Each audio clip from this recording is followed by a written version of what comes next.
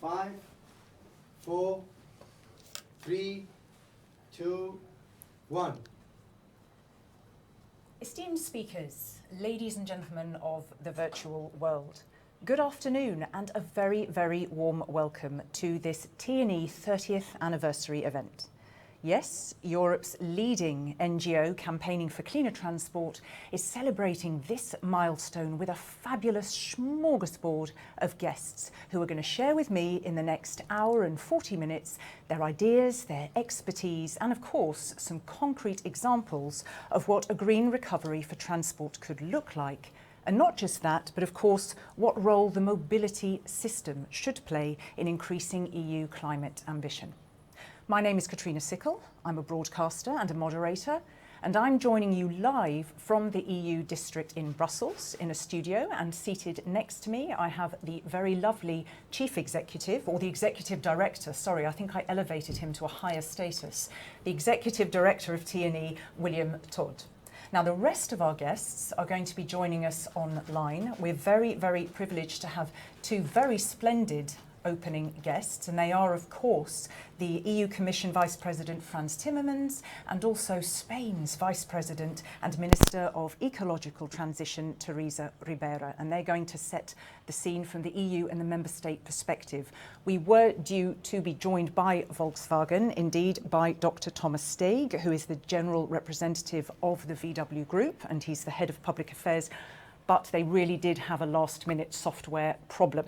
And I do not jest, but he has sent in a very, very lovely message, and I'm personally sorry that he can't feature in this opening lineup. After that, of course, we have a fabulous panel discussion with three further stakeholders who can give us a diversity of perspectives and drill down into the details. And more on how you can interact with them later. I'm not going to dwell on that now, but how you can interact in general, of course. If you want to say something terribly erudite, send it into the Twitter sphere, hashtag TE30years. So that's that, all very clear. William, welcome. It's great to be here. It's great to be here. Now, I'm going to ask you some questions, but you're going to see me occasionally check in with our audience, just so they don't feel that we're leaving them totally alone there.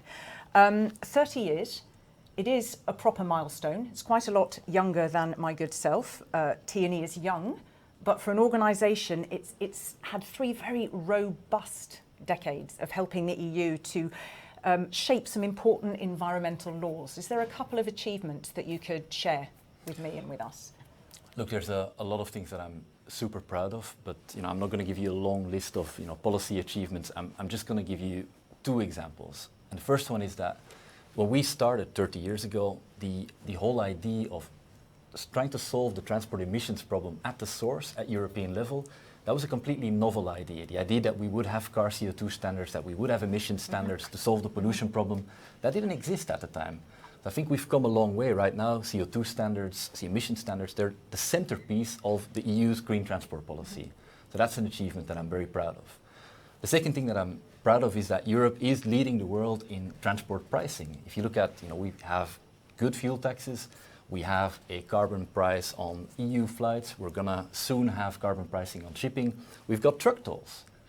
And I think that's something to be proud of as well. But the truth is also that we need to be humble, because whilst we have done some good things, 30 years on, transport has become Europe's biggest climate problem. It's still responsible for unacceptably high levels of pollution in our cities.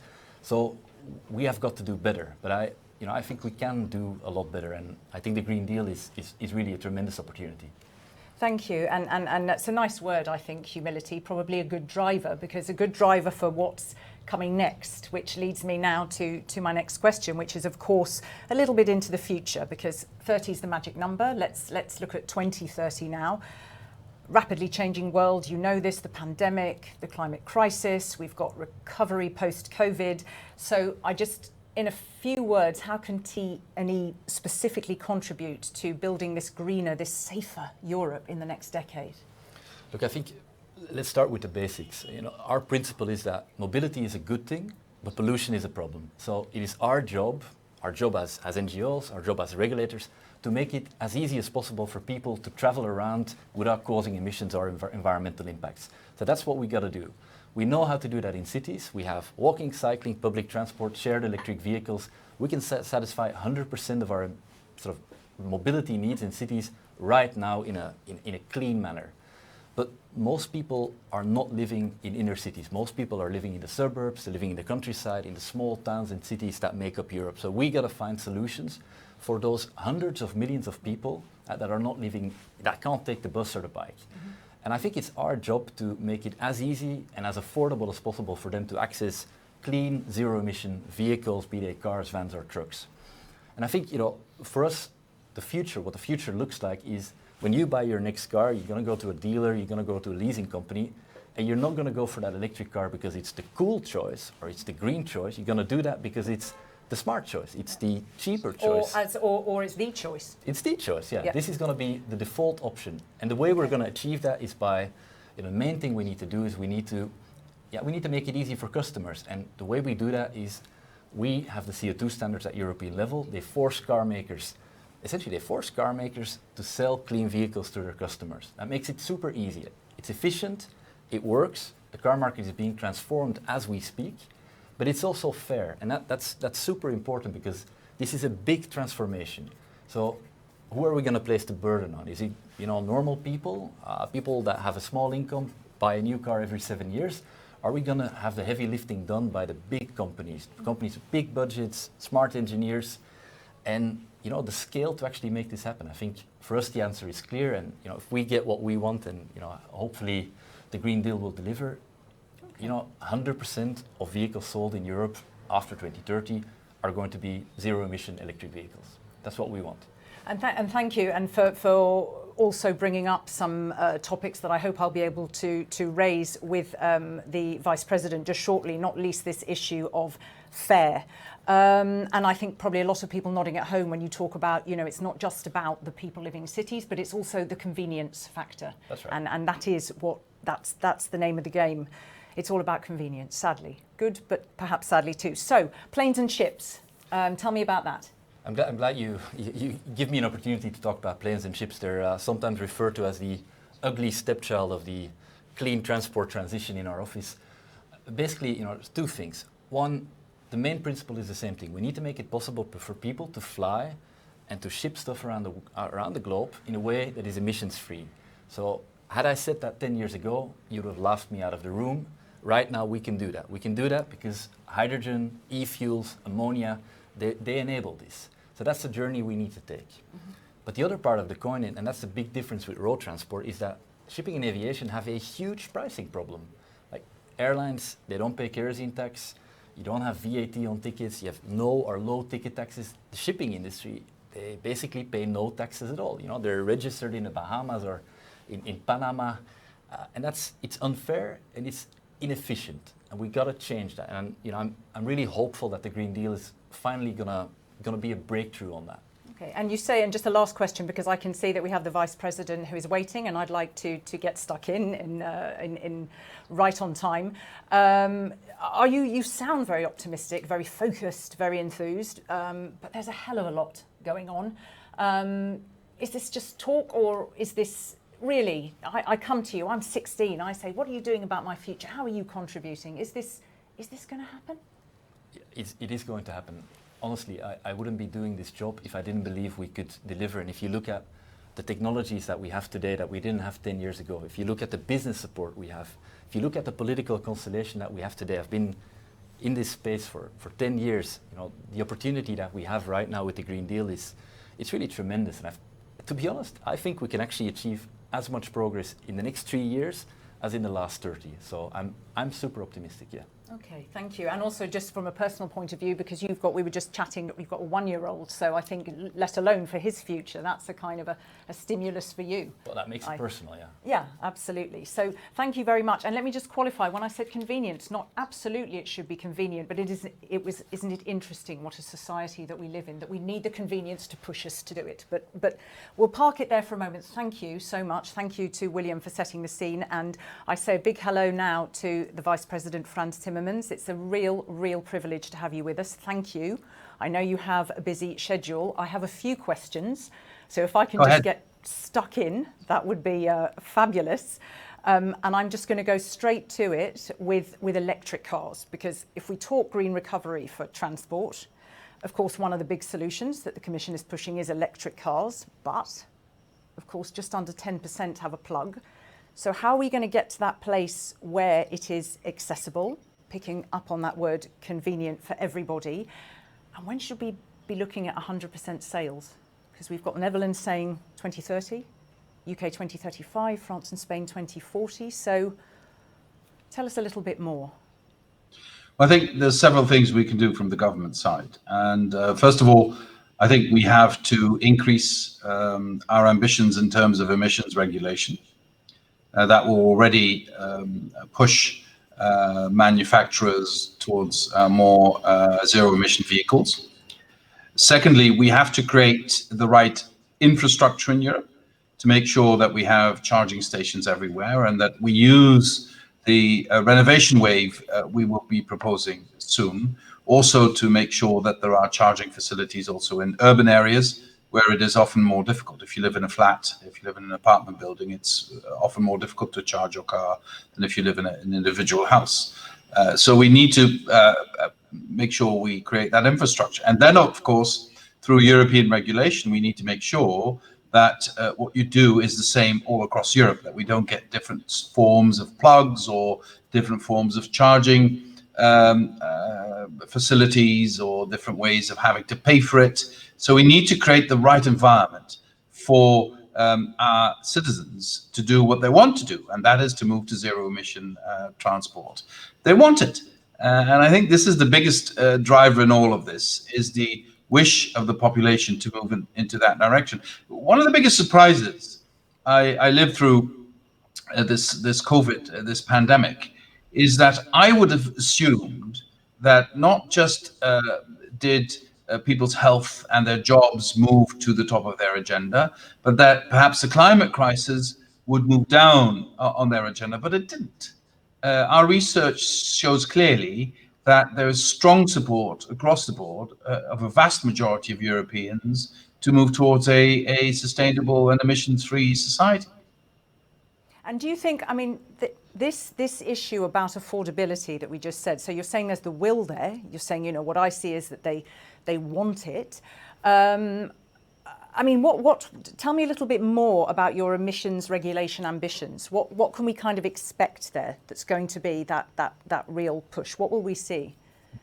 Well, you will see in the years to come that we will increase the requirements in terms of lowering emissions of cars, and that the only way for manufacturers to comply with that is to have a substantial portion, and at the end, of course, 100%, but a substantial portion of their fleets be zero emission. Of course, you mentioned the issue of affordability, which is a real issue. You know, I have a friend of mine who said, I have never paid more than 2,000 or 2,500 euros for a car, and I need that car to get to my job. There is no public transport, I have no other way, and you're now telling me I need to pay 30,000 euros for an electric car. I can't afford that. And I think there's millions of Europeans in this situation. They want to do the right thing, but they just can't afford to do it. So we need to make sure it becomes more affordable. You see in some countries like Norway and increasingly also in the Netherlands, you see a second-hand market for electric vehicles coming. But also, if the amounts of cars produced increases, you see now Volkswagen making this move, Renault is making these moves, and other manufacturers as well, the price will be coming down. So on all fronts, we have to make sure that emission-free mobility becomes available to all Europeans. And then, of course, there's a mentality change as well. For my grandparents, having a car was a dream. They could never afford it. For my father, buying his first car was sort of the measure of his success in society, in his life. For me, having a car was important as well. For my kids, having a car is not important at all. They want to get from A to B, and they don't care how, as long as it's affordable and comfortable and environmentally sound. Also, I believe mentalities are changing. Just to check, sorry to interrupt, but just Sure. to come back and pull together a couple of things that you said there. You said affordability, yes, and and what people want. Can you just touch again on infrastructure? Because I think that's very important. You said it's one of those three areas. You know, everything is about, as we said, convenience and how the consumer sees things. And there are some tourists, you know, who are just, whoa, you know, you've got a surge of people on the roads. Sometimes, you know, they're actually not able to charge up. So how do you see that? Can the two keep pace with each other? Well, we need to look at people's transport needs in a modular way. In urban areas, we really have to increase the performance of public transport, emissions-free public transport. We need to make cycling far more available for people, more cycling lanes, more accessibility to bicycles. We need to use digitization as a means to create interaction between these transport forms, so that people can use an app on their mobile phone to make sure they get from A to B by train or by car or by bike, etc.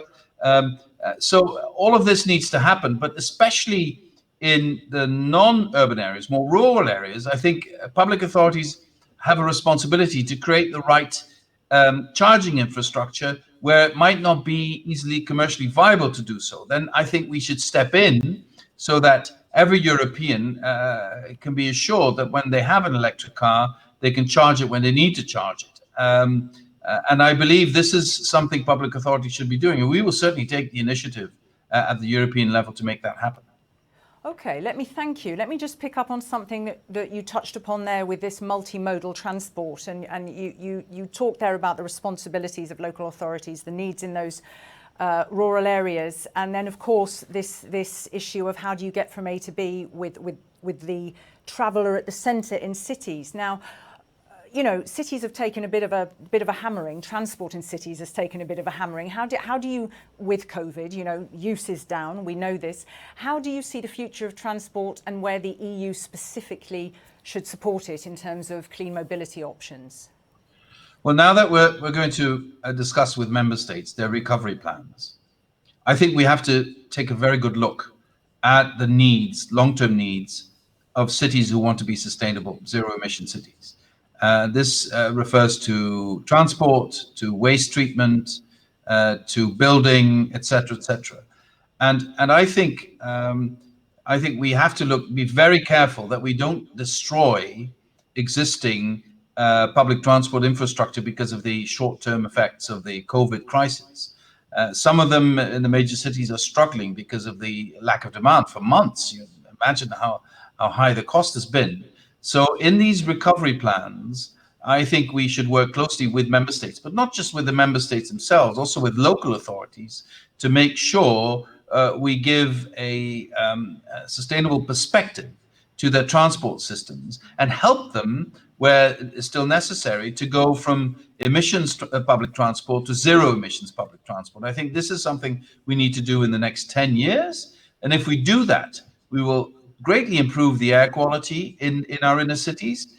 We will greatly improve the existing facilities for our citizens, and thus we will create, we will create a much better atmosphere in cities.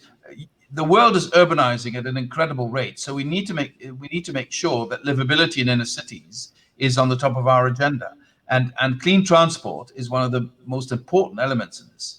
It also is the best way of fighting congestion in inner cities. Let me take you to two other issues because I'm very conscious of time here. So thank you. I'm going to come away from that sort of area of questioning, and let's get stuck into the ETS if we can, and future plans there. Because the question, of course, is do they include extension to roads? What would be the risks there in terms of increasing fuel prices? We've already seen how that gets people angry, and that could, of course, chip away at support for the European Green Deal. Would they end up competing with CO2 standards? So what are you thinking about there with the ETS and road transport and, of course, aviation and maritime?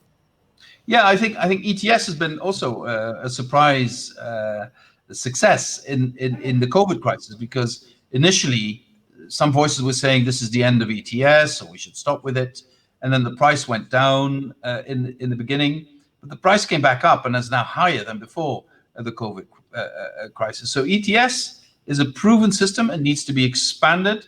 We need to limit the giving out of free allowances in the ETS. We need to expand it to other areas, and I would say we need to discipline aviation. We need to look at shipping. Both areas are extremely difficult because they are international, and that's always been used as an excuse to do nothing, frankly. So we really need to move in those areas, and I hope we can convince our international partners to do that. But on roads, I'm not convinced. Let's have a good look at this. I know that some are saying ETS should be applied there as well. I'm not sure that's the best way of decarbonizing road transport. I think our proven track record of higher and higher demands in terms of emissions is much more efficient and effective than moving. Yes, but we're certainly willing to look into this as a possibility. But at this stage, I personally am not convinced this is the right way forward. And let's just stick with those two. You mentioned aviation and maritime. You said, you need to get this good balance with your international partners, because obviously the IMO has a target in mind with the shipping industry. The EU now has another target in mind for 2050. It's complex, but let me just leave maritime for a moment and stick with aviation. Let's broaden the conversation. And electrofuels. Now, they have certain limits. Cost is one of their limits. Strong sustainability criteria have to be addressed. So, if you are, let me hear what you think of electrofuels. What would need to come into play alongside? Well, first of all, I think the airline industry should take a long and hard look at itself and at the way it is structured today. It was struggling before the COVID crisis in many areas. And now I think consumers' behavior has changed, and probably for the longer term has changed. So they should take that into account when they make their future plans. Secondly, I believe we should work with them to make sure that they drastically reduce their carbon footprint. We will need aviation, we will need aviation transport, well, we need them to move towards other fuel types. Blended fuels, biofuels, synthetic fuels, developments surrounding hydrogen and other non-emission fuels look very promising. So I think we really need to work with the industry there where electrification might not be the solution for various reasons. Using other types of fuels might be a solution, or at least a part solution. And I'm really excited about these possibilities, and I look forward to work intensively with the airline industry to move in that direction. And tell me, one of the most important things I need to ask before I lose you, because you recently spoke out very specifically talking about the European Green Deal's growth strategy as a roadmap out of this crisis, a map to a better future. Those are very big words. And it is your baby that this should be a just transition. That's very much your baby. So how do we manage this in the fairest way? And for all of those auto regions, how can we ensure that the just transition applies there? Well, when you say it's your baby, I immediately think of my first grandchild, my grandson, who was born a month ago. And when I held him for the first time, I was thinking, am I using my time well enough to make this transition happen in a fair way before it's too late? And that's what's driving me. We have a very, very limited amount of time to get this right. The world will be changing. It's not just the climate crisis. It's not just the pandemic. It's also the Industrial Revolution that's upon us. So we either adapt to that, we either recreate a balance between us and our natural environment that allows for a fair society where we leave no one behind, or we leave it to the forces of the market, the international forces that will be unleashed. And then I know for sure you will have a few very, very successful, hyper-rich people, and you will have a lot of people losing out and losing their position and then becoming very angry and looking for solutions that will not be there. So we have this unique opportunity, our generation, to set things on the right track. But I don't think we will get that opportunity soon. Again, if we spoil it now, we're mobilizing enormous amounts of funds coming out of this pandemic. We cannot mobilize those funds again 1, 2, 3, 4, 5 years into the future. So we better spend the money well now and not throw it away at structures that have no future. That's my biggest worry today, that we, out of panic or lack of plans, start throwing money at industries that have no future. Then we would do a huge disservice to our children and grandchildren, put extra debt on their shoulders without anything to show for ourselves. So that's why we need to make this transformation happen, and we need to make it happen now. And the very, very last question, picking up on that, is this, is it harder or easier with COVID happening in the context of COVID to make the argument that the environmental and the economic recovery can go hand in hand? Because there are many who are not convinced and say, oh, economy first. And you are clearly in another camp, but is it tougher, or are you saying, from what I understand, actually, Katrina, this context has given us the platform to be able to explain that better and why it is an imperative we cannot fail?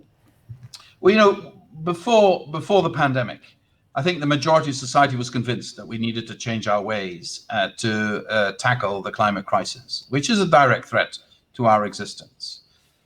Some industries were saying, okay, we know we need to do this, let's do it now, let's start. Other industries were saying, yeah, probably we need to do this, but we're doing quite well right now. Let's sit on the fence and wait what happens, and perhaps we might jump on the bandwagon a bit later. Now, what COVID has done is taken that choice away. Mm-hmm. So everybody needs to choose now. Either we're part of the future or we remain in the past. Either we restructure our industries to be future-proof, either we use the money we have to take us into the future, or we remain stuck in the past. So in that sense, COVID has limited the options we have, and now the only option I see we have is to use all the means we have to invest in a sustainable future. Thank you. And I think clearly limiting options forces people to be more creative, more innovative, much, much quicker. Well, the beauty of this is we can do this. We can do this. The beauty of this is we have the technology, we have the public support, we have the international cooperation in principle present to do this. We have the financial means because we've mobilized them now. I think we would make a historic mistake and do a huge disservice to next generations if we did not use this opportunity to set our society on a better, different track. Thank you very much. And I think those are they are powerful words: historic mistake and a huge disservice. Absolutely. So on that note, I thank you very, very much for joining us. It's been a great privilege to have you here, and I wish you a very, very good evening. Thank you. And thank you very much. Bye-bye. I'm going to turn back to you, William, in the studio just momentarily, because I would like to get to our next speaker, because, ladies and gentlemen, we do have Dr. Thomas Steig of Volkswagen. It seems he has been able to join. Anything you were scribbling there, William, that particularly made you pleased to hear? I think it's extremely encouraging. I mean, to hear the Executive Vice President of the European Commission speak like that, that's music to my ears, and I think he's exactly right. This is our generation's opportunity to fix this problem once and for all. Mm-hmm. Okay, yeah. Thank you. I have terrorized you into being super concise, haven't I? Well, I can see it is absolutely delightful. Let me get my questions for you, Dr. Steig, because I was, oh, they're not even there. I'm doing that awful thing, leaving the screen, which is absolutely terrible. So, but I wanted to make sure I didn't ask you something for which you were not prepared, though I could riff on a theme and ask you something very, very different, but I won't put you on the spot like that. So it's delightful to have you. You are, of course, General Representative of the VW Group, Head of Public Affairs, and I know that you wanted just first to give a message to T&E to mark this 30-year milestone. So let me give you the floor, sir. Thank you very much, Katrina. And I think we have not so much time, so I want to be very brief. I think we share the same goal: zero emission mobility. The transport sector has to become sustainable and carbon-free by 2050. And for us at Volkswagen Group, it is very clear that sustainable mobility in Europe is electric. Electric mobility is truly green and energy efficient, and thus the technology of Europe's future mobility. I truly agree with Vice President Frans Timmermans that the European Union needs the right political framework and a consistent strategy to reduce CO2. One core element of this framework must be a functional charging infrastructure in all member states without white spots until 2022. I think charging infrastructure is critical and very crucial. And from Volkswagen point of view, Europe-wide, a floor price of 60 euros per ton CO2 in 2023 is key. And floor price means ETS and non-ETS sectors. Furthermore, an ambitious energy policy is indispensable. In the decade from 2030 to 2040, we should be able to cover our entire demand of electricity with renewables. And finally, the phase out of coal must take place even earlier and should be realized by 2030. It's not good to bring electric cars into the market and to drive electric cars with electricity out of coal. So as you can see, there is a long and extensive debate ahead of us. The transformation of mobility in the European Union is a huge challenge. The most important contribution and commitment of the Volkswagen Group is clear. We push e-mobility forward. And I think despite of all ongoing differences, TNE together with Volkswagen wants to achieve the goal we shared, zero emission mobility. Thank you very much. I will just pick up on a couple of things that you touched upon there while I have you for about 5 minutes. So you had a list of asks in a way, what you think is needed for the way forward. So, and you talked about a commitment. What are you going to contribute yourself in that regard towards infrastructure and in general? You said the phase out of coal by 2030. So give me just 3 elements that VW really is committing to. First, because it's our core business, we deliver cars, electric cars, cars with a very new elements, the ID.3 and the ID.4, the whole ID family. And but I think from my point of view, it's very important. We ask for public funding to boost charging infrastructure, but we make our own contribution to boost charging infrastructure in Europe.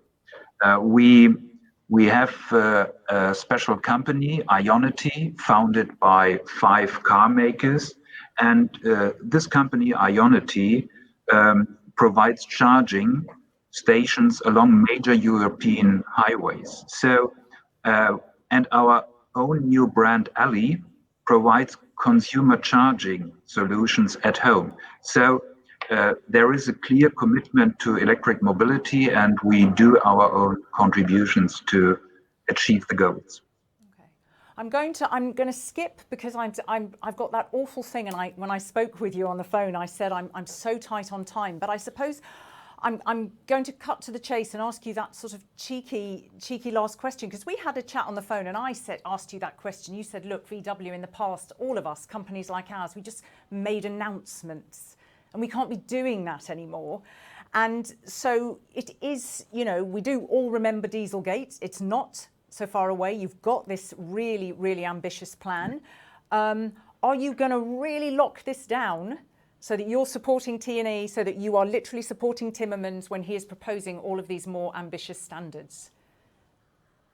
I think Volkswagen is a huge player in the automotive industry, and yes, we did have the diesel scandal and 5 years ago, and in the past, not only our industry, but from business and from other areas of society, we remembered a lot of lip services, announcements. But now we are in a situation, and I agree very much what Franz Timmermans said. Now, in the next 3-4 years, we have to act. We need concrete action and no more announcements and lip service. Well, I think that's what we and the public, as Franz Timmermans said, that's what the public wants. There is huge public knowledge and support behind that. So I think also the average consumer counts on you for that to absolutely, what do we say, walk the talk, I think is the best way. I thank you. The challenge is a big one. I am glad to see that T&E and Volkswagen share that same vision, because 30 years ago there was a much bigger division. So on that positive note that we go from division to vision, I thank you very, very much for being able to join us. I didn't think it was possible, and I wish you a very, very good evening, Dr. Steeg. Thank you so much. Thank you. Thank you. Thank you. So, ladies and gentlemen, if I sort of pull strange faces, it's because I don't see the output, so I don't see what you see, ladies and gentlemen, whether you see me or whether you see my speakers. Anything you wanted to briefly come in there before I turn to my third opening speaker? Look, it's great to have Volkswagen with us. It was a shame. Yeah, I was worried they couldn't make it. We've been fighting with Volkswagen for 30 years. I share Dr. Steeg's hope that the next 30 years are going to be different. I applaud the transformation of that company. The last 5 years have been spectacular, but I also note that he talks about the phase out of coal, but he doesn't talk about the phase out of combustion engine vehicles, which is their core business. I think in the next 30 years or in the next 3 years, we're going to have a bit of a discussion about that, but that's okay. So you wish that I'd poked him a little bit further there. That's okay. Okay, so thank you very much for that. Ladies and gentlemen, as I said at the outset, we have a really, really fabulous third opening speaker who I have to say has slipped out of a very important gathering at the Senate to be with us. So that in itself is tremendous.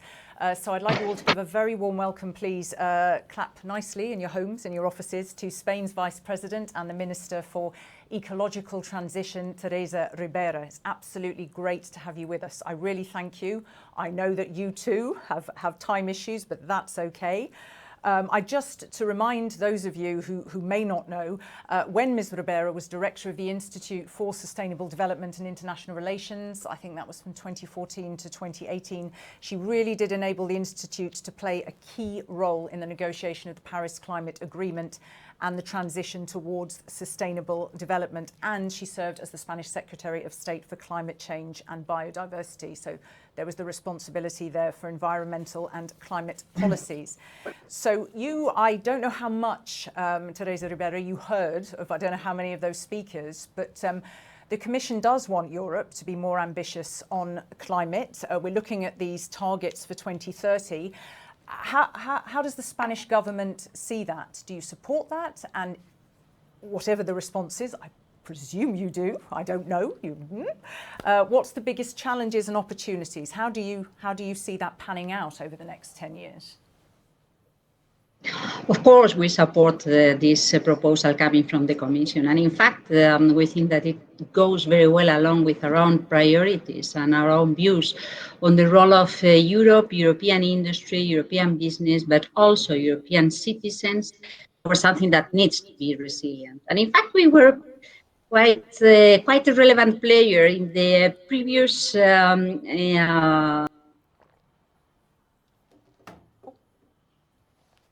We've lost you.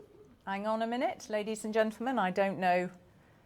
I think possibly the output for you now is me. We've lost Teresa Ribera, but I'm going to hang on just one moment there and see, because I was very set to talk about Spain, which is, of course, a big car producing nation, but it is lagging behind in charging. And I had a whole series of questions.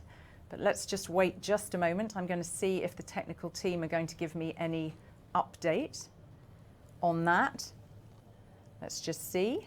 If not, then I will come back to William. Because Spain's got, I mean, let's just have a chat. I mean, Spain does have they are lagging behind in terms of charging.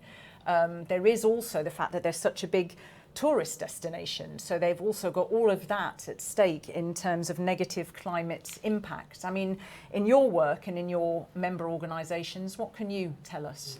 And Spain is a hugely important country, of course. It's one of the big European nations. It's a big manufacturing nation. It's a big tourism destination, as you say. So it's in a way it's a testing ground for the green transition. We need to be able to make it happen also in places like Spain. We need to find solutions also for the more remote regions, not just for Madrid, not just for Barcelona. So yeah, it's a huge challenge. And what is particularly challenging, I think, for Spain is they got this huge automotive industry, major part of their exports, that they need to transition in the next couple of years. And I'm very pleased to see that the current Spanish government has recognized that challenge, and I'm really looking forward to them announcing their green recovery plan, because there's going to be a lot of... Well, this is what we were hoping that we would hear a little bit. That's exactly yeah. it. I think we were going to hear, ladies and gentlemen, about the Spanish climate plan. We'll hang on a little bit, but yes, because of course the other thing is, William, is that Spain doesn't have a battery factory. We are about to hear a very positive European story about batteries coming up in the panel in Sweden, but Spain is not there, not a strong focus on EV manufacturing. So that's in itself a challenge. I think that's one of the things that we would hope a green recovery plan in Spain would address, because if you've got a huge automotive supply chain in your country, and the future is electric, then obviously having access to the batteries is super important. For now, the Battery Alliance has been a Franco-German thing, a Swedish thing. So I think there's a big opportunity for Spain to also play a role in that. I think that's super important, because that's where a lot of the jobs of the future are going to be. Yeah. So I suggest at nearly 1:45 that we crack on, and then if we have the great luck of having Teresa Ribera come back with us, we can introduce her towards the end of the panel. Does that sound good? Because you are going to be part of this panel, so I will make you work a little bit harder. So, ladies and gentlemen, I hope that we will be able to get back our connection to Spain there, and we will of course keep you posted. So I'm going to take us straight into a panel debate. Now, some of you have already been sending in questions via Slido. You can still do that, and you can still do that till about 6:15. You can see Slido, of course, below your screen. You could use your phone if you like. It's slido.com, and you type in the event code #TE30years. Just make sure that your question or comment is short, and if it's a question, to whom it is directed. Okay, so we will probably take the top 3, possibly 4, the most popular or the most relevant, highlighting something that we maybe haven't touched on yet. So we've got a great lineup of guests for you. First of all, I would like to introduce you, ladies and gentlemen, to Emma Nerenheim, who is Chief Environmental Officer of Northvolt. And this is, of course, the company that I was just referring to when I spoke with William. We also have Ingmar Streeser, who is State Secretary for Transport for the Berlin Senate Department for the Environment, Transport and Climate Protection, and Joan Groza Peiras. So we do have that Spanish perspective, which is great, because we do have him on the panel. He is, of course, Director for Renewable Energy and Electricity Markets at IDAE, which is the Spanish National Energy Agency at the Ministry for Ecological Transition. So welcome to all of them. The only issue is that because our screen is frozen, William, we can't see them. So I shall just speak down the camera. You, lady and gentlemen, can see us, but I can't see you. So forgive me if I pull a face that isn't quite the one that I meant to pull. There you go, just in the nick of time. So hello to all of you. Do we have everybody? Good. No? Are we missing? Still waiting for Ingmar. Yeah, we are indeed still waiting for Ingmar, but that doesn't matter. The 2 most important people are here, that's fine. So let me start with you, Emma. Let me just say a little bit about you. You are a bit of a whiz, well, your PhD in the area of water and waste recycling in the metal industry. So you've had very leading roles in the research field, professor position in environmental engineering, director of research for the Future Energy Research Team at Mälardalen University. But at Northvolt particularly, you've been responsible for environmental and social compliance and recycling of end-of-life LIBs. So the reason that we're so delighted to have you here is because of this real European success story, Northvolt's ambition to build the greenest battery in the world with minimal carbon footprint and the highest ambitions for recycling. Hold it there a moment. I will just also, in fact, no, I won't, because we're waiting for a colleague. Let's park that there. You have to do that smile while I do your bio.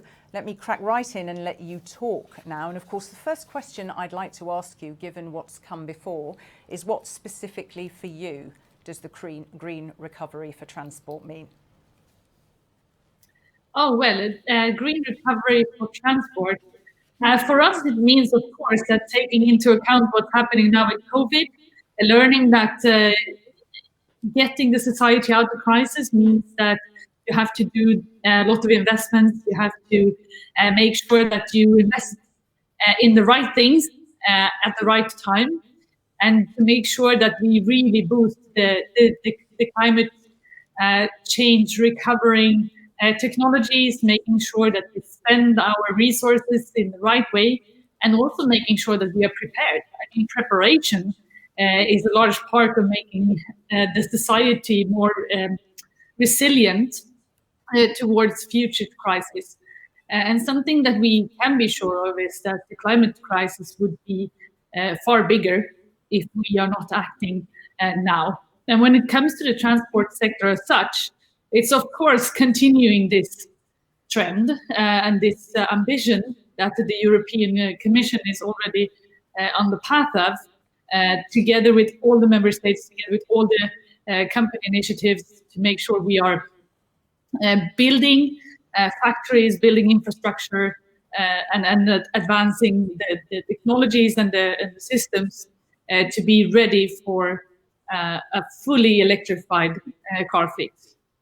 And when you said right at the outset there, we have to be investing in the right things at the right time. Now, there is obviously, we know that some of the money from the Connecting Europe facility and money that's being ring-fenced for infrastructure and some of the ambition and where the Commission particularly wants to invest. Is there anything, that you didn't say there where you think that, Katrina, is where the investment for that recovery needs to go?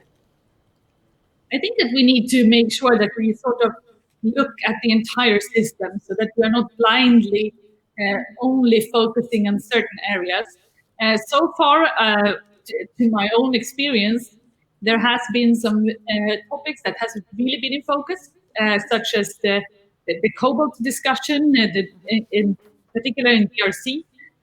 So I would like to broaden the perspectives a bit, and also the second thing I want to bring up when it comes to the system is to really make sure that the infrastructure is in place.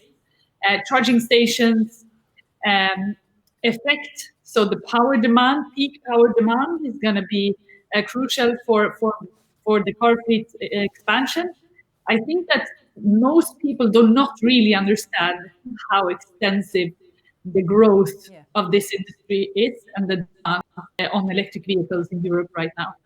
Well, I think it will help when I give you a chance to tell your story. I think they will be more, but I'm going to first come to Joan Graza Payeras, who is, as I said, at the Spanish National Energy Agency at the Ministry for Ecological Transition, very much focused on integrated energy and climate plan and the development of legislation on self-consumption. Now, I'm just going to say what also you were in 2015, because it's important to one of the questions I ask you, which is, of course, General Director for Energy and Climate Change at the Regional Government of the Balearic Islands, where I think your focus was developing the region's strategy, but also obviously the legislation on climate change and energy transition, and there's a great story from there.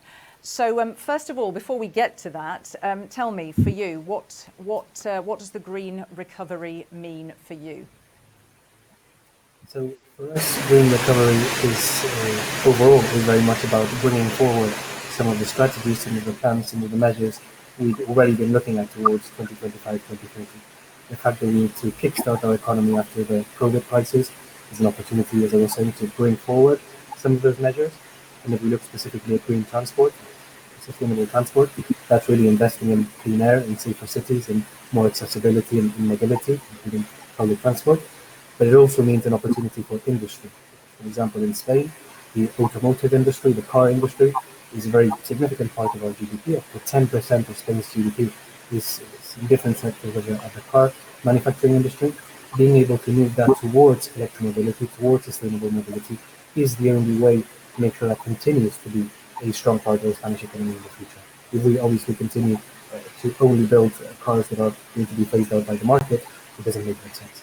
In the same way, digitalization, for example, is going to be a huge tool in mobility going forward. For example, solutions in intermobility, so making sure with my phone or with a single card I can move in public transport and car sharing systems and different infrastructure. That is also a job opportunity, a business opportunity, new business models. So green transport is an opportunity to, green transport in recovery is an opportunity to bring forward targets, kickstart the economy, create new business models, and a more resilient economy. Thank you. I don't know what you can see of me, if I was just having a squeezed up face, because I was really listening. Can you kindly just check your line? Because I don't know if it's not clear for others, but it's not coming through super clearly. So you may have to mitigate that by speaking a bit louder and slower next time. But just have a fiddle and see if there's something there while I talk to Ingmar. It's very nice to see you, Ingmar. I'm glad that you could be here. Of course, you are State Secretary for Transport for the Berlin Senate Department for the Environment, Transport and Climate Protection. So this gentleman has got a lot of experience in transport and environmental policy, obviously knows T&E well and knows administration because of many years working in state and federal ministries. Lots of consumer roles actually in the past, and Director of Global Sustainability Programs at the Mars Food Factory. So a very interesting CV. I'm not going to focus on that bit of it. I'm going to focus on the green recovery now and ask in a nutshell also the same question to you. What does it mean for you and for cities? Yes, thank you very much, Katrina. Can you hear me? Can you just answer, or yes. Is the microphone off? No. Perfect. So thank you very much that I'm invited to join you in this exciting debate. Yes, concerning our green recovery, what's behind there? We have a few goals as a country or as a Bundesland, a county of Berlin, which is we want to be a front runner in the public sector and climate protection. We are initiating a turnaround in mobility. We are going to develop the city in a sustainable way with new housing and new transport modes for these larger housing areas. And we are also aiming at economic development and jobs and innovation. Our goals as a government or as the Department for Transport in Berlin is that overall goal is we want to achieve a livable city. We want to transform the public space in the city. We want to support a modal shift towards environmental modes of transport, such as public transport, cycling, walking, but also we want to promote alternative forms of propulsion, such as electric energy or perhaps later hydrogen, but so far it's e-mobility that we are promoting here, especially for our buses and public transport. In addition, we are keen on aiming Vision Zero. We have too many dead and injured people in transport, and we want to lower that towards zero, which is a hard task. And besides that, of course, we want to improve air quality, we want to reduce noise emissions, and overall, despite that, or in addition to that, promote our green infrastructure, trees and water, a climate-friendly city in which it's nice to live in, a livable city of Berlin. Thank you. I hope that's my 2 minutes for the start. Wow, you're quite lazy then, because there's not really very many ambitions there, is there? I mean, that was quite a short list of quite simple things. So I don't think we'll have you on our panel anymore. Anyway, that's a hell of a, wow. That must keep you up at night, I have to say. You know, visions to achieve something at least. It's fabulous, and I pick up actually on a way of segueing back to Emma, if I may, to just get stuck in to tell us about this story. Ingmar used the words there: livable city, you know, bringing down, you know, combating air pollution, noise pollution, all of those things, deaths. Now, part of these gains comes through electric vehicles, and you really are a hell of a company that is trying to establish this very strong and competitive battery industry in Europe. So tell us briefly about it, and also what you need from EU policymakers so that it doesn't just sort of stay here, but it's a global leader competing with China, Japan, South Korea. Yes, so our ambition has been already from the start with Northvolt to take the next step in leveraging on the battery industry, to use the advantage of the industrial traditions within Europe, combined with Asian technologies and some experts from Japan and Korea, and as well as the Silicon Valley spirit. What we really believe in is to make sure that we take a little bit of a bigger responsibility, or hell of a bigger responsibility, to be honest, and making sure that we shorten the supply chains, that we have control of what we buy, how we buy it, how we use it, to be responding to the demands of what this industry is really getting into when we accelerate within Europe, what the customers are expecting, which is more transparency. I heard Volkswagen talking about, of course, the Dieselgate. Transparency is going to be a must for this industry. And we also believe that Europe and European battery and EV industry is becoming competitive and winners in this race, because we will differentiate compared to the rest of the world when it comes to what we can declare, how we can declare it, and how not compromising. We are doing this to battle climate change, but we're not compromising with the future environmental problems. And this is what we also ask for from policymakers. Okay, thank you. Forgive me again, and I can't see whether anyone can see me going on the screen, so forgive me there, but I just wanted to pick up, when you say not compromising, and picking up on something you said in your opening. You said, you know, I want to see more around the cobalt discussion, and here you said shortening supply chains. That's also very impressive, because aren't you sourcing nickel, cobalt from your next door neighbours? You're not actually having to go further afield. I mean, that's one part of the success story, no? Yeah, I mean, when it comes to raw materials strategy, we have a couple of key elements there. So one is to really source directly from the mine. And we are not claiming that one or the other country are automatically better in sustainable mining than the other. We just want to be very close to our partners to make sure that we really can ensure that it's a sustainable mining, and that we are not moving materials around the globe several times. And the second sourcing strategy that we have is that we do a lot of our materials in-house. We call it vertical integration.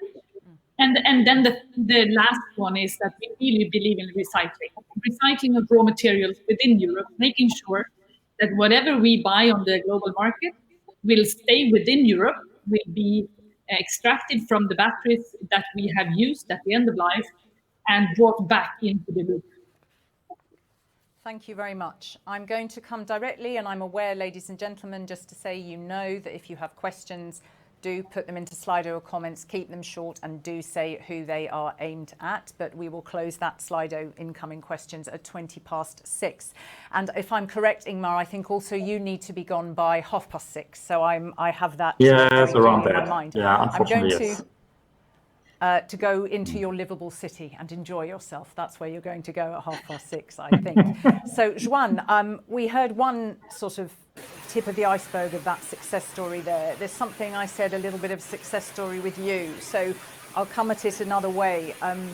we know you've worked in the government of Baleares with Ibiza and Mallorca. They're obviously major tourist destinations, and of course you're going to face competition from other destinations. So how do you differentiate what you offer from those on the other side of the Mediterranean? And is there a role that sustainable transport can play in that industry? And I particularly ask you that question because it's very impressive, because you were also instrumental in bringing about the climate protection law banning the registration of new diesel cars from 2025 and from 2035 in the region. So is that something that you think can make you stand out? Well, I think that's, and I'll try and talk a bit slower just to make sure that the connection doesn't catch me out. We just So have I a think bit of buzz this on is the one line, that's example. all. So don't speak too fast and a little bit louder. Fair enough.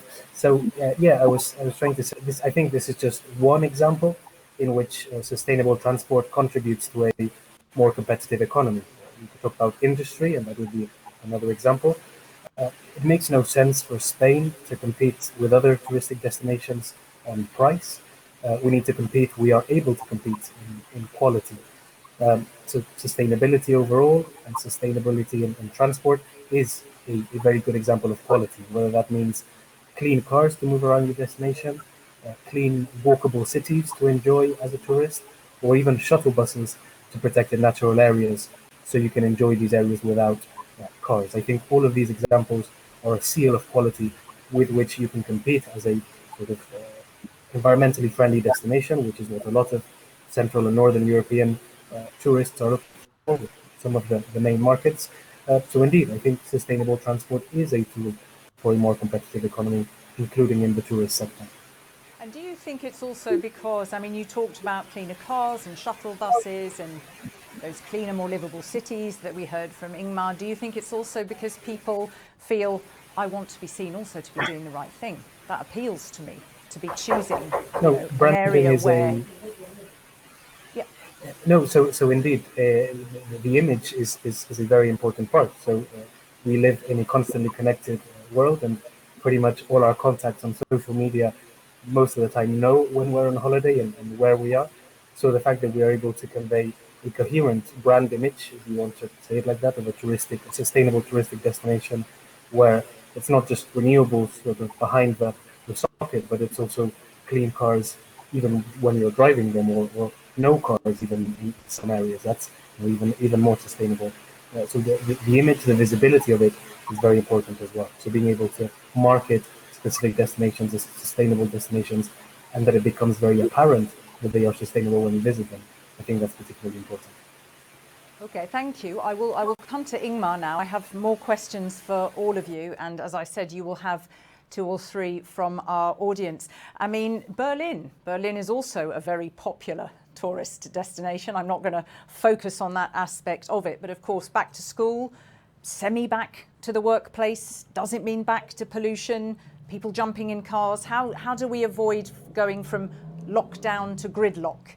And how do we make what sustainable mobility measures, I hope you'll tell us about some, how do we kind of make them more permanent? Yes, I think it's a serious issue that during the lockdown, or easy lockdown, or however you call it, or shutdown, there was development away from public transport. In the first weeks, it was reduced by 70%. Now we have almost 2/3 of pre-corona occupation in buses and trams and trains. So therefore, one of the key goals is to improve hygiene standards, or to keep the high hygiene standards, so that passengers feel safe, have trust that they have a high quality of transport.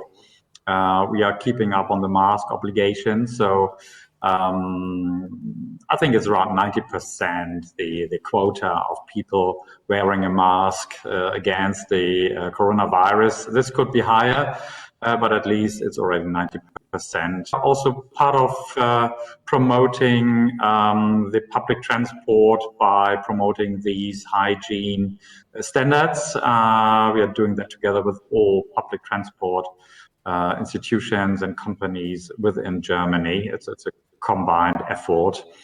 And apart from that, we have realized that during the Corona times, people were keen on cycling, or more and more people were keen on cycling. Many newcomers, so elderly people, more female newcomers than male newcomers on bicycles.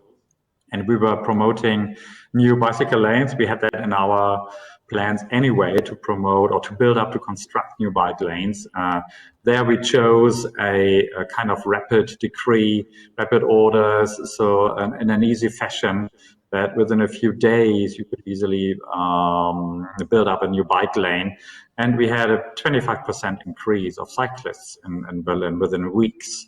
And this is still keeping on. Yesterday we had a court decision which said, well, maybe we made a mistake in these orders. We deny that, so we are filing a complaint against this court decision. So let's see where that goes from. But the issue is people want to cycle more, even during, or especially during Corona, and we want to offer them the space in the bike lanes. Okay. Yes. No. That's the key activities we've done from in terms of back to work or back to school. Yes. Sorry, I interrupted you there because I could sense that also William wanted to come in, but I just underscore that what you are saying echoes very much what the Vice President Timmermans was saying, in terms of there is a want. People have seen something else. It's not like it wasn't there before, so it's an absolute waste not to jump on the back of that momentum and drive it forward. You had some things, I think, to say, William, from hearing these opening statements. Yeah, that's right. I mean, we're talking about a green recovery, and I agree very much with all that has been said. And I think this panel is a really good reflection of what needs to happen. It's electromobility, it's clean cities, it's a different economic model, a different tourism model. There's one thing I'd like to add in, that's a reflection on jobs, because we're not doing this green recovery package just for the sake of it. This is a reaction to a major economic crisis. And I think that's why we, TNE, together with the NGOs, we were super supportive of what Europe has been doing, the big rescue package. And I think it's a big opportunity for us to reshape our cities as they are doing in Berlin. But also, for example, if you look at the aviation sector, I think we need to ask ourselves the question, after having spent 30 billion euros bailing out the airlines, do we want to go back to 2019? Do we want to have an aviation system where it is cheaper to fly from Brussels to Charleroi than it is to take the train? I think if that's what you want, do nothing. If you want a new normal also in that sector, well, we got to change the operating systems. And I think that's true across the board in our cities. Like, if we do nothing, things are going to revert back to normal. So those pop-up cycling lanes, those low traffic zones in cities, this is extremely important, and that's what's going to allow us to have a better new normal after the crisis. That is an important addition, I think. And in that, I mean, just to say, when you talk these pop-up zones, what role do you see for the likes of you and me in that? We've got big hitters here, we've got industry, we've got government, we've got EU, we've got member states, cities. What do you expect me to be to take advantage of it?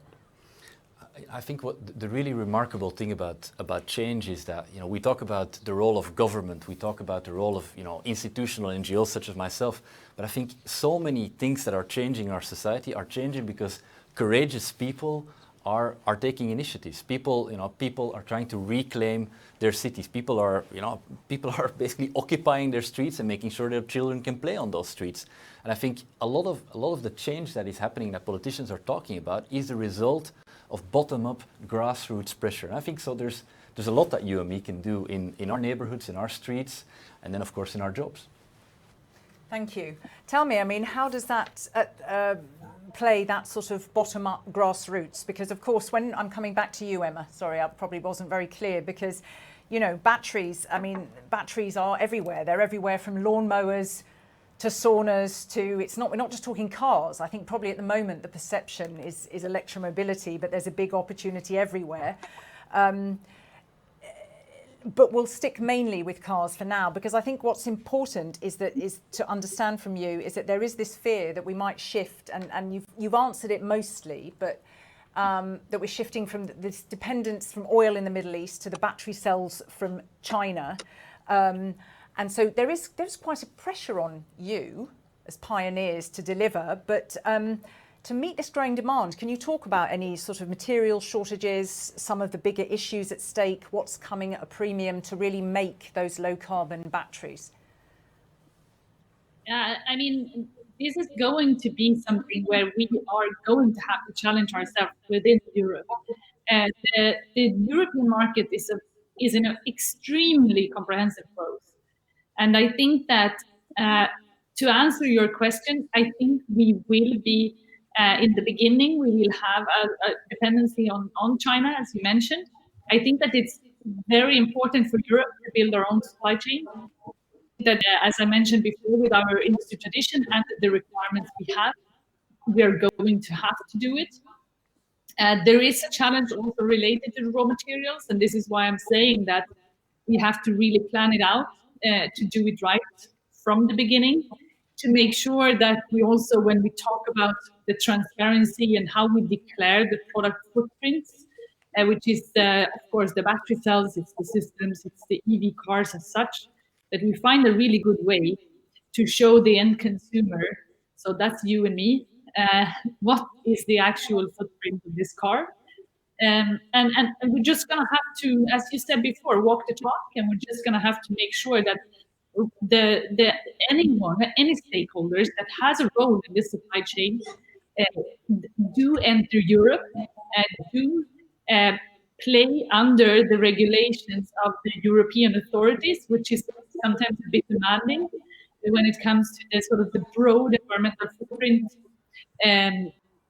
perspectives, and make sure that we cover the entire range of raw material supply, of component supply, and that we are a more complete fleet of factories supporting this new industry. Thank you. And I think important, and I won't park it on there now, but because William brought up this issue also of jobs, and this is very critical, and obviously I think that's something that would apply to you and to this factory, but we'll just leave it there for just a moment. I will jump to Ingmar, and then I will come to you, Joan, and then at some point we will see what's coming in from the ladies and gentlemen of the audience. I caught there, Ingmar, that you were talking about the promotion of hygiene standards, one of the ways of also getting people, because public transport has taken, you know, such a hammering, the use of public transport. So you were talking about what you're doing with bike lanes, you were looking at the high quality of transport. Anything else you wanted to say specifically on what the city is doing to promote clean electromobility?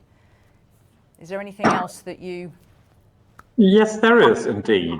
I think it's on two pillars. One is the private electric mobility, and one is the public transport electric mobility. So we are having a program started and already in place by converting the bus fleet, which is mostly diesel buses, to 100% to electric buses by 2030.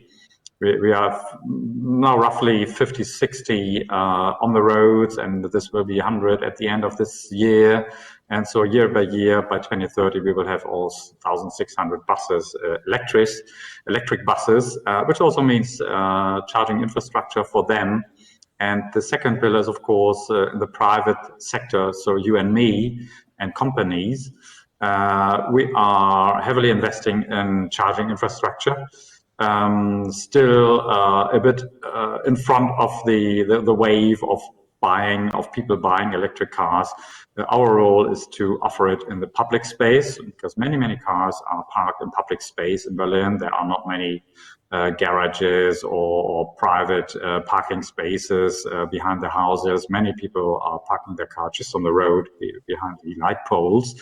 And we are promoting also light pole electric infrastructure, charging infrastructure. So there's a lot we can do here. And just one final remark, what we realize is that they are not really economic for the companies building them up. So we are hoping that the percentage of electric cars will increase and increase. There is public support for that financially, but so far there's often just 1, 2, or 3 cars a day at a charging station, and that's not enough. Okay. But just staying with that theme before I come to Joan, I mean, and all things electric. Of course, there was a big announcement today with T&E and Uber. Made this big announcement that Uber wants to go for 50% electric rides in Berlin 2025. Any thoughts on that? Well, this is just something very positive. When companies have such aims and ambitions, I hope the general taxi drivers will soon adopt something similar. What we of course need is an investment there. I hope Uber can do that, and the taxi drivers can do that. And what we also hope for is that the European recovery funds will also give us, the cities of Europe, some more financial support, and perhaps also some legal framework where it's lacking to support the charging infrastructure, because there will be a full change of propulsion in cars and lorries towards electricity, and we have to face that as soon as possible. Okay, thank you. We're going to zoom out. I'm going to come to Joan now, and we're going to zoom out from the city and look at the wider area. Come back to Spain, if we may, because I didn't get a chance to hear from Teresa Ribera about Spain's climate plan, but you know, you have many different social realities and geographies. There are specificities. That's not a word to say when you're drunk. There's very particular mobility challenges, you know, Ibiza, La Mancha. So does the Spanish government have a particular approach so that each region can move towards this clean, sustainable mobility that you yourself champion so highly? So Spain is undergoing a huge transformation when it comes to sustainable mobility. And the very first thing we've done is adapt government structure to this challenge. It sounds like a silly comment, but we used to have a ministry for infrastructure and public works, which used to be, as the name says, very focused on highways and motorways, on high-speed rail, which has its own opportunities, but it wasn't very focused on mobility, and part of it was the sort of mindset and the sort of mission in that ministry. For the last few months, this ministry has been transformed, and it is now a ministry for mobility, for transport, and for the urban agenda. And the idea is to invest less on hard mobility and more on hard infrastructure, and invest more in mobility solutions. So, for example, the traditional mindset would have been, if I have a sparsely populated rural area, the best thing I can do is, take a motorway to it, so it's very accessible and businesses can set it up. And that doesn't happen. That ends up emptying that area of population. What people there need is accessibility. They need access to mobility services, and that could mean on-demand services in a shuttle bus that is there as and when they need it. Or when you go to the cities, for example, or national energy and climate plan, looks at every single municipality of more than 50,000 inhabitants in Spain having to have low emission zones and walkable and cyclable areas in the city centre. Or going back to the islands, for example, taking advantage of the limited size of the island. There's no range anxiety with electric vehicles on islands because of the geographic the dimensions, the sizes of the islands. So, as I said, very first thing is adapt the thinking and then adapt the solutions to the needs of each, because obviously it's not the same to go to mainland spectrum to be in the middle of the city or to be on island. Absolutely, to customize those solutions. It's not that you have to reinvent the wheel every time necessarily, but to really understand and localize what are the specific needs. And I'm so sorry, I hope the audience doesn't have the issues. I'm squinting further forwards in the hope I can hear you a little better. What I'm going to do is I've got another question for you. I'd just like to stay with you, and then I'm going to see what has come in, William, from our audience. And then I've got another couple of questions after Ingmar needs to leave us, but I want to make sure if there's a question for him that we get that in. Of course, I just want to touch base with you, please, sir, about aviation, because it's come up several times. We've talked tourism. It's one of the fastest growing sources of CO2 emissions. We haven't seen much in terms of green conditionality for airline bailouts. It's not really happening. So Any other measures you think that need to be pushed, that you see, that you feel enthusiastic or that need to be there to clean up aviation? It's, as you can imagine, an extremely sensitive subject for a country which has two areas, two island areas and two enclaves outside the mainland. And therefore, a lot of our internal mobility in these areas is based on aviation, and a lot of tourism. Obviously, as a country big on tourism, aviation is very, very important. So bearing in mind, the social and the job implications of that, one of the key aspects of the energy transition overall, and zooming out slightly, is to ensure that tax and subsidy and economic signals are coherent with your wider policy. And that means looking at existing subsidies for fossil fuels, all of them, and that includes the exemption on taxation on kerosene and other fuels. So we need to make sure that every single economic sector and every single fuel-consuming sector pays their fair share, pays their fair part. But also we need to be aware of what the starting point is, and therefore any transition needs to be very sensitive to the reality, but also the particular moment. We've seen an absolute reduction in the tourism sector this summer, obviously because of the COVID crisis, and you cannot transform the economy from one day to the other. But at the same time, you cannot play the ostrich and hide your head under the ground. So we need to be aware of this. We need to be aware that tourists will be less willing, in the same way as we said before. Tourists want to reduce their carbon footprint. Tourists are looking for sustainability. We need to factor aviation into that. So maybe start changing the touristic model. Look at fewer but longer holidays where people come and stay longer with us, but come and go less often. That sort of thing, as well as how do we move in terms of biofuels or synthetic fuels in aviation. So we need to look at the whole picture. We also need to be sensitive to the social and the economic situation, but we cannot avoid. Aviation will end up being the elephant in the room in mobility, and we need to start addressing that from day one. Okay, well, I can tell you, elephant in the room or not, there's been a few questions that have come in on aviation. I haven't quite finished with you guys, but I just want to make sure I can pose some of these. William, I might save some of these till the end. Let's see, because there's quite a few for you, but chip in, and then perhaps if you keep it short, we can come back to them when our panel is finished. But for you and also for Ingmar, there was more questions about cycling infrastructures. You talked about that, Ingmar. Anything else you want to add? Because people are saying, well, how can this be prioritised? How can we build on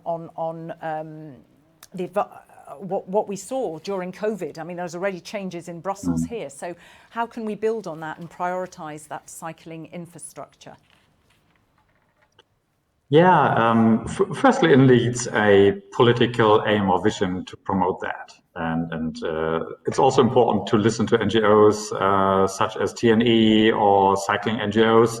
They've got good proposals, they've got experience. We have the German Federal Cycling Club and our Changing Cities, another NGO, which are supporting the general line. Of course, they're criticizing us as government, that they should do, but still they're very helpful in the discussion. And then it's important to shift funds and to install personnel and the funds you need. Of course, cycling infrastructure is much cheaper than car or road infrastructure or public transport. So therefore, it's an easy gain. And finally, you have to design this cycling infrastructure which is good for people. So people want security, so they need space, which means a width of 2 meters at least, so that you can overtake other cyclists. And if there is a heavy road, you should look at kind of protection. If it's kind of poles or smaller things, or wide marks on the roads. There's many things you can think about, but of course you need this kind of differentiation. Otherwise, people won't like to cycle, and that's important. They have to feel safe, and they have to have a good tarmac so that it's easy to ride. So these are just a few elements, and that's what we are working on in this coalition here in Berlin. And of course, you need a regulatory framework, and the funds essential for that. Okay, thank you. I personally think that cyclists, car drivers and public transport drivers need to have a big love-in, so that when that infrastructure is there, we're all civil to each other when we use it. I mean, I'm jesting, but I think you understand where I'm coming from. What do you want to add to that, William?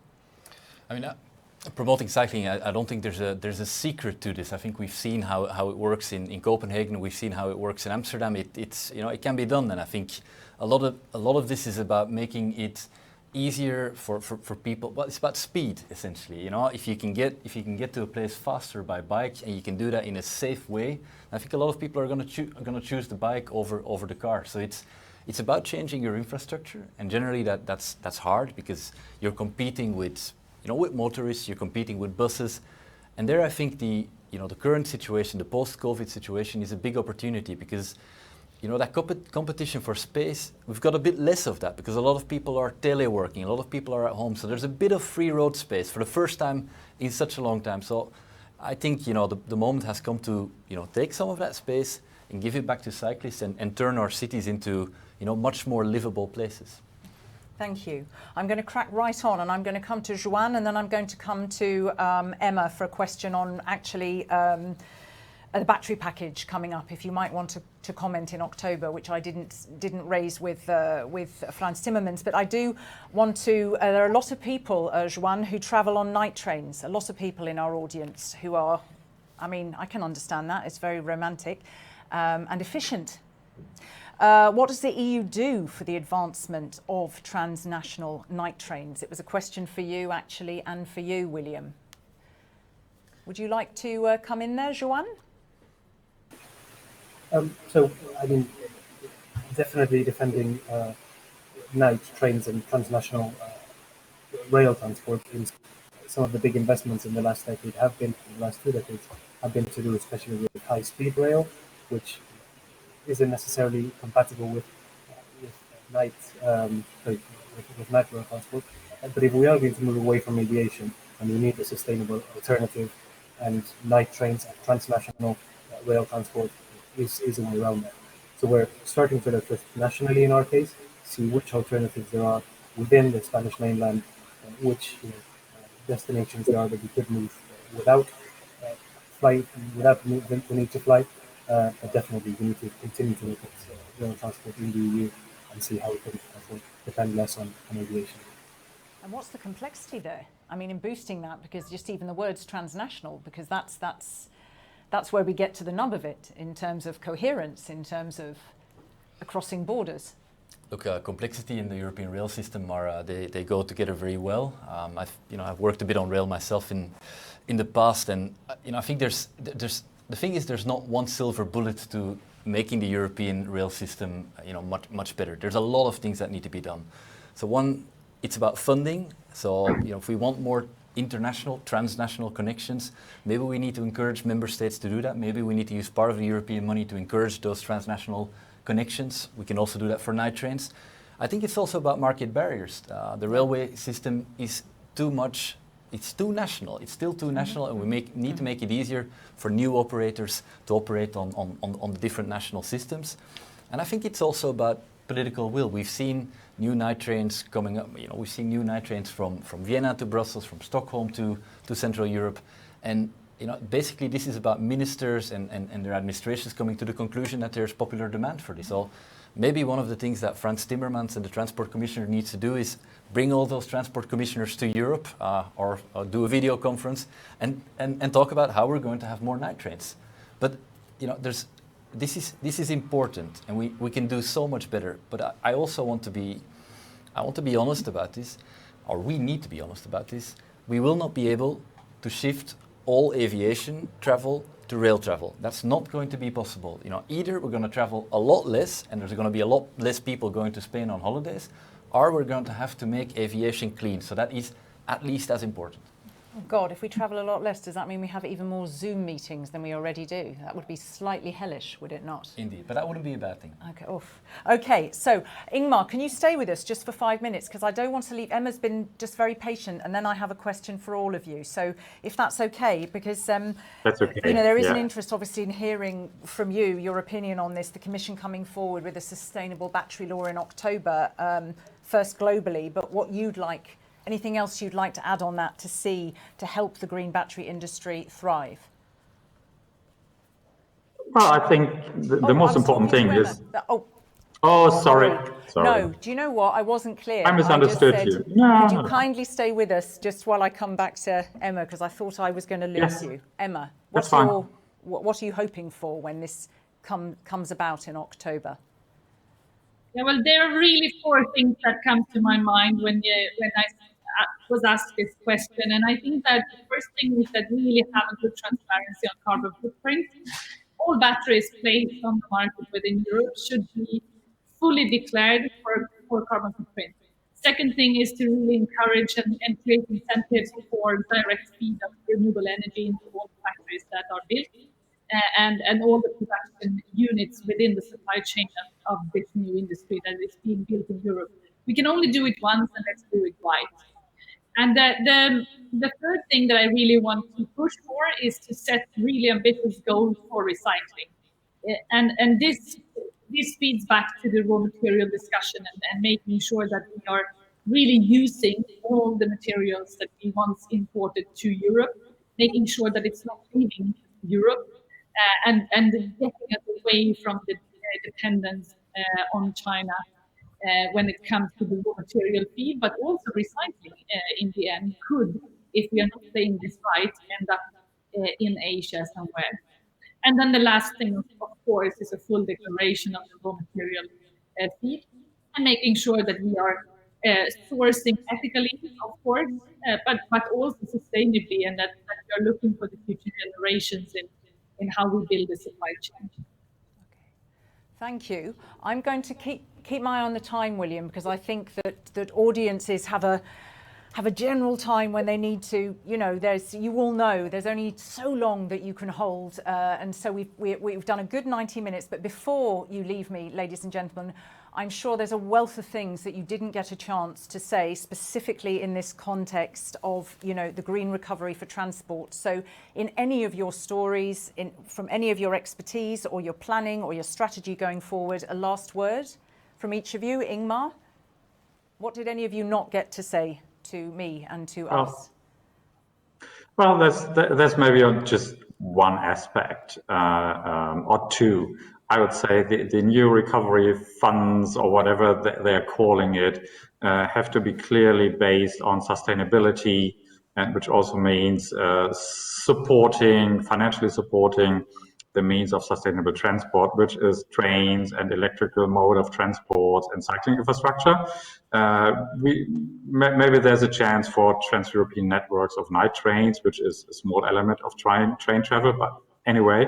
And the second and last remark I would like to make is it would all be easier with the carbon dioxide energy tax in Europe. We have been working for that, I think, for 30 years, and always there's one or two countries who kind of stop that project, and it would be so easy if a few countries would start their own project, and I think the others will follow, and this would make it much easier and faster, the transformation. Thank you, everybody. Thank you so very much. If you can stay with us till the end, we're closing in 7 minutes. If you can't, I understand that you have a prior engagement, then thank you so very much for joining us and for your very comprehensive answers to my questions. Joan, I come to you. Either I can say, you can have an ask to the Commission, how does the Commission help Spain speed up the electrification of transport? Is there an ask there? Are there specifics? Or do you want to speak about something else entirely that you didn't get a chance to put on the table? In fact, it's one and the same thing. The one thing I wanted to put on the table is actually an ask to the Commission, but also to European level debate, such as TNE as a European level NGO. Besides funding, besides legislation, which are all very important things that we need to do at local, national, international level, something that I think is absolutely important for sustainable transport in particular is a common vision and common signals, and basically a common strategy for consumers, for companies, for service providers. Only if we are all aware of what the target is, where we want to walk towards, can we have sensible debates on how to go about it. If we aren't able to collectively imagine, what does a sustainable transport look like? What does a carbon neutral economy and therefore carbon neutral mobility look like?